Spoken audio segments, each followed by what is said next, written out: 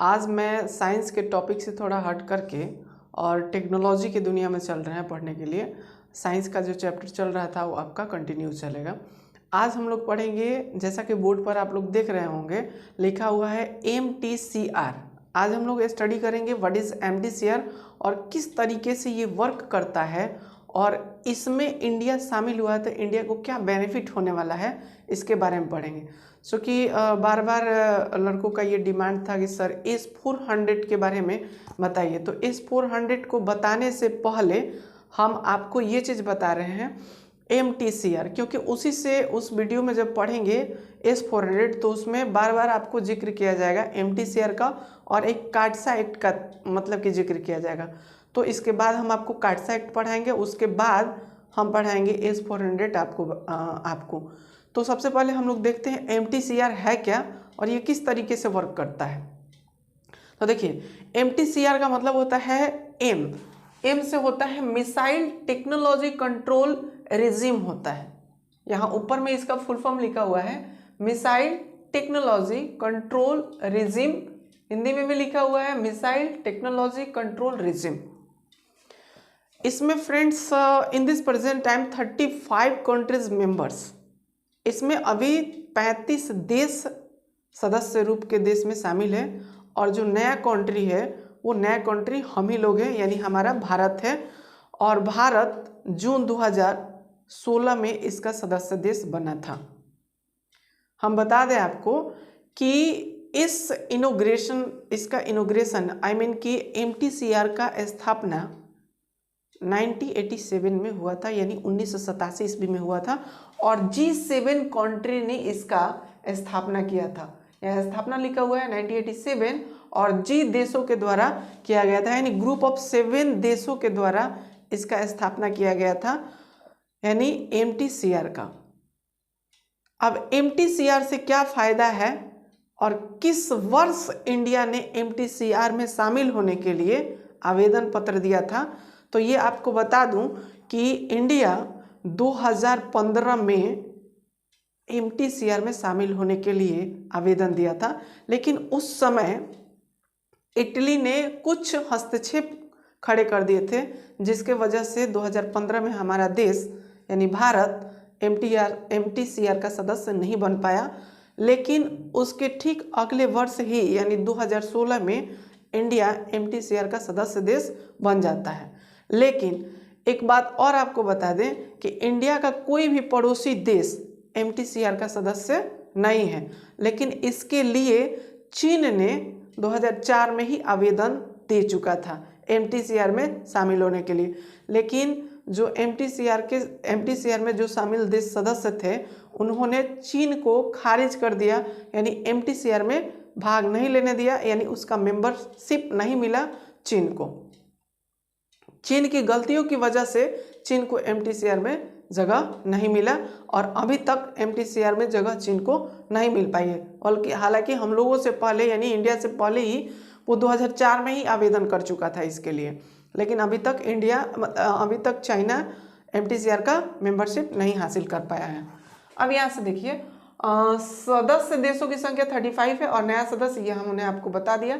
जून 2016 में इंडिया को इसकी सदस्यता मिली थी। G7 में जो कंट्री है उस कंट्री का नाम Canada, France, Germany, Italy, Japan, Britain और अमेरिका है। ये G7 के सदस्य देश हैं और इन्हीं सदस्य देशों ने मिल करके MTCR यानी मिसाइल टेक्नोलॉजी कंट्रोल रिजिम का क्या किया था, स्थापना किया था 1987 में। अब हम आपको बताते हैं कि MTCR में शामिल हो गया है इंडिया, तो इंडिया को क्या लाभ है और जो देश MTCR में शामिल नहीं है वो किस तरीके की हानियों का सामना करना पड़ता है।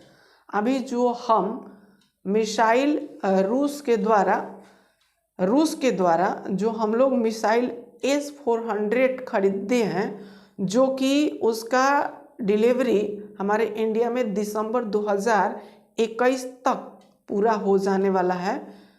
फिर से सुनिए एक बार, डिलीवरी S-400 का शुरू हो गया है। इसी दिसंबर महीने में हमारे देश में S-400 का 5 मिसाइल हमारे इंडिया में आने वाली है।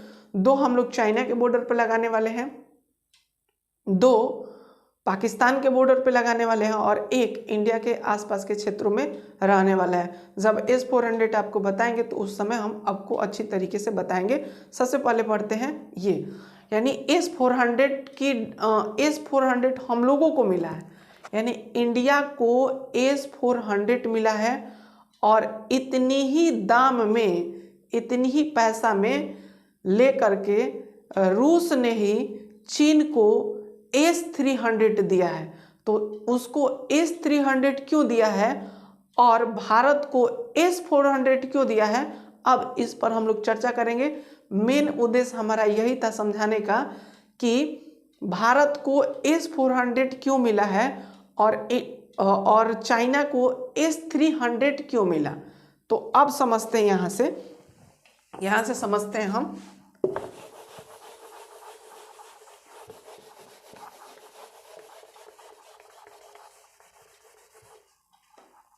देखिए, कहने का बात यह है कि MTCR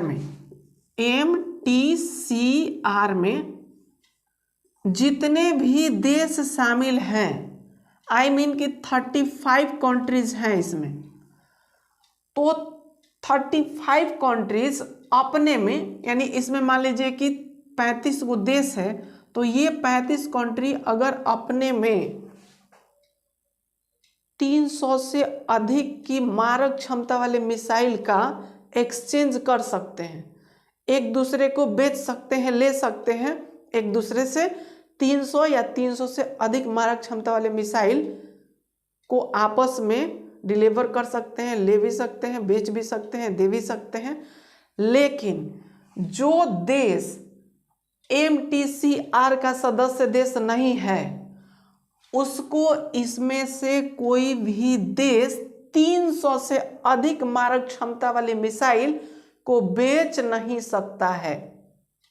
फिर से सुनिए, MTCR में जितने भी देश शामिल हैं, उसमें से किसी भी देश के पास अगर इस तरीके की कुछ आधुनिक हथियार हैं जिसकी मारक क्षमता 300 किलोमीटर से अधिक हो, तो वो एक दूसरे में आपस में बांट सकते हैं, ले सकते हैं, दे सकते हैं। लेकिन जो देश MTCR का सदस्य नहीं है, उसको 300 से अधिक मारक क्षमता वाले मिसाइल को नहीं दिया जा सकता है। जैसे कि अब उदाहरण के तौर पर हम बता रहे हैं, इंडिया को मिला है S-400 और चाइना को मिला है S-300। Reason, what's reason behind it, इसके पीछे कारण क्या है कि इंडिया को S-400 दिया गया और चाइना को S-300 मिसाइल दिया गया। इसलिए दिया गया कि चीन जो है, चीन वो MTCR का सदस्य देश नहीं है, सदस्य देश नहीं है, इसीलिए इसको S-300 उतनी ही पैसा में दिया गया है। और हम लोगों को, यानी इंडिया, हम पहले ही बता चुके हैं कि 2016 में ही MTCR का सदस्य बन गया था, इसीलिए इसको S-400 डिलीवर किया गया है रूस की तरफ से।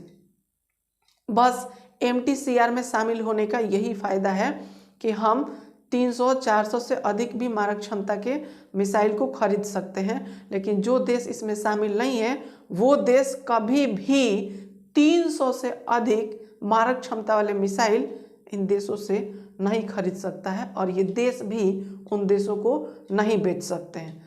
यही हम समझाने की कोशिश कर रहे थे। यही कारण है कि चाइना को S-300 मिला है। जब हम लोगों को S-400 हमारे सीमा पर तैनात हो जाएंगे तो चीन और पाकिस्तान की औकात नहीं है कि हमारी भारतीय सीमा में घुस करके किसी भी तरीके की हलचल या खलबली मचा सके। अब इनके बाप को तैनात करेंगे हम लोग S-400 को, और किसी भी तरीके की बैलिस्टिक मिसाइल को हमारी S-400 मार देने की क्षमता इसमें होती है। जब S-400 आपको बताएंगे तो पूरी तरीके से उसमें डिटेल्स जानकारी दी जाएगी। इसके बाद हम कार्डसा एक्ट पढ़ाएंगे, क्योंकि इसी से रिलेटेड है कार्डसा एक्ट। तब हम आपको S-400 बताएंगे। अगर ये वीडियो आपको अच्छी लगी तो लाइक, सब्सक्राइब और शेयर करने की कोशिश कीजिए।